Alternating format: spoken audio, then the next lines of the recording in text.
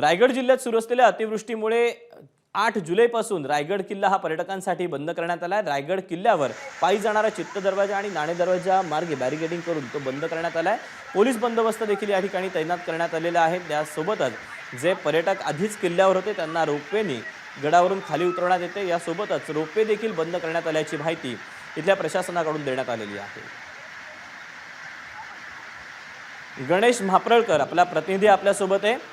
गणेश, रायगड किल्ला हा पर्यटकांसाठी बंद करण्यात आल्याचं समजते। सध्या रायगडावर कितीसे पर्यटक अडकलेले आहेत, त्यांची सुखरूपपणे सुटका झाली आहे का, काय अधिकचे तपशील आहेत? मोठ्या संख्येने पर्यटक त्या ठिकाणी दाखल झाले होते आणि अचानक दुपारनंतर पावसाचा जोर वाढला आणि संपूर्ण पायरी मार्गाने जे पर्यटक खाली उतरत होते त्यामुळे पायरींवरनं देखील मोठमोठे पाण्याचे लोंढे वाहू लागले आणि त्यामुळे पर्यटकांना जो रायगड किल्ला आहे तो खाली उतरणं इम्पॉसिबल झालं होतं आणि त्यामुळं अनेक पर्यटकांना त्या ठिकाणी मोठा या पाण्याचा सामना करावा लागला। आणि आज याच अनुषंगानं रायगड किल्ल्यावर जे काही कालपासून पर्यटक अडवले ते जवळजवळ 50 ते 60 पर्यटक वरती अडकलेले आहेत। त्यांना आता सुखरूप बाहेर काढण्यासाठी रोपवेच्या मार्गाने त्यांना खाली उतरवण्यात येत आहे आणि त्यामुळे जिल्हा प्रशासनानं आता पुढील काही दिवस हा रायगड किल्ला आजपासून पूर्णतः पर्यटकांसाठी आज बंद ठेवलेला आहे। दीपक, गणेश, धन्यवाद दिलेल्या सविस्तर माहितीबद्दल।